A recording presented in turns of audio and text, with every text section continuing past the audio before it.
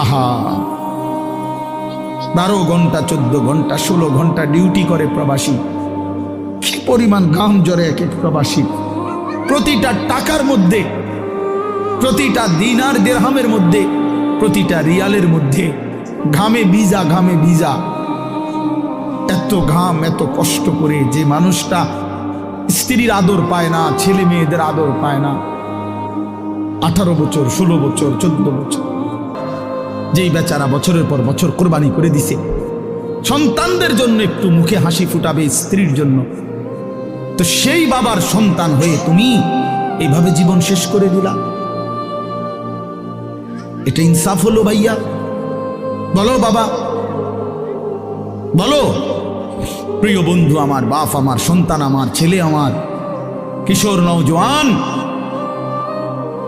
আমি এক ফেরিওয়ালার